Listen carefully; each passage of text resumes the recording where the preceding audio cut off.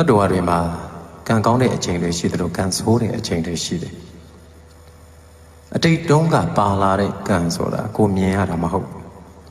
ဒီတော့အကြောင်းရှိလို့အကျိုးတွေဖြစ်ကြတဲ့အခါရှောင်ပြေးလို့မရကြဘူး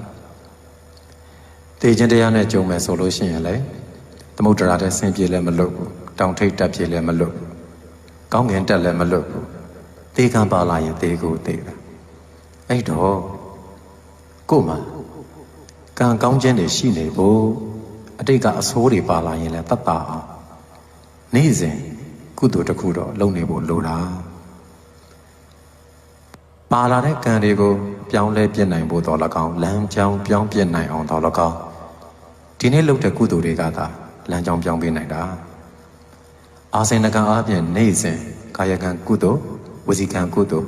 မနောကံကုသိုလ်တွေပဲလုပ်လာမယ်ဆိုရင်အကုသိုလ်အကျိုးပေးတာတတ်တာသွားတယ်သို့တော့ကိုယ်ကလည်းပြစ္ဆုတ်ပံမှာအတ္တဖုံးလွှမ်းပြီးမသိမှုအဝိဇ္ဇာဖုံးလွှမ်းထားတဲ့အခါကျတော့အကြောင်းအကျိုးအကောင်းအဆိုးမဝေဖန်နိုင်တဲ့အချိန်တွေမှာမသိလိုက်မသိပါတာအပြင်အကုသိုလ်တွေဖြစ်ကုန်အတွေးမှာလည်းအကုသိုလ်တွေကြီးပဲမချင်တတ်တာတွေအမြင်မကြည်တာတွေစိတ်ဆိုးတာတွေညှိုးတာတွေဒီလိုအရာတွေနဲ့အကုသိုလ်တွေကြီးပဲဒီအကုသိုလ်အကြောင်းခံပြီးတော့နှုတ်ကထွက်တဲ့စကားတွေကလည်းလောင်ကျွမ်းတဲ့စကားတွေကြီးပဲအဲ့တော့စိတ်နဲ့နှုတ်ကလောင်ကျွမ်းနေတယ်လို့ကာယကံကလည်းပဲပူပူလောင်လောင်ကာယကံမှုတွေကြီးပဲပြုမိတော့တာအဲ့တော့အကုသိုလ်ပေါ်အကုသိုလ်ဆင်လာတော့တယ်ကိုဒီနေ့လုပ်နေတဲ့အကုသိုလ်တွေကအတိတ်ကပါလာတဲ့ကံကျွမ်းတွေကိုအကျိုးပေးအောင်ဖိတ်ခေါ်နေတယ်လို့ပဲအကုသိုလ်နေရာလုတ်ပေးနေတယ်လို့ဖြစ်သွားတယ်ဒီတော့ကံဆိုးခြင်းကံဆိုးမှသွားရမိုးလိုက်လို့ရွာဆိုတဲ့အတိုင်းပဲဘုန်းကြီးတို့တွေလည်းကံတအားဆိုးတဲ့အချိန်တွေကြုံခဲ့ရတာပဲကို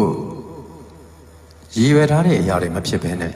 မရည်ရွယ်တာတွေပြောင်းပြန်အားဖြင့်ဖြစ်သွားတယ်ဆွေမျိုးတွေမမျှော်လင့်တဲ့နေ့နဲ့အသေးစိုးတွေနဲ့သေဆုံးကုန်ကြတယ်စီစဉ်ဥစ္စာနေရာထိုင်ခင်းအကုန်ပျက်စီးသွားကြတယ်တစ်နှစ်တည်းတစ်ချိန်တည်းမှာအကုန်လုံးစုံပြီးတော့ဖြစ်သွားတယ်အဲ့ဒီခါမှာရင်ထုမနာဖြစ်ရတယ်နာကြည်မှုတွေရောပောက်ကွဲမှုတွေရောဝမ်းနည်းမှုတွေရောစုပြုံနေတဲ့ခံစားမှုတွေကိုခံရတယ်အဲ့မှာတတိဝင်လိုက်ဖြစ်ပြီးသွားတာတွေကဖြစ်ပြီးသွားပြီဖြစ်တဲ့အတွက်ကြောင့်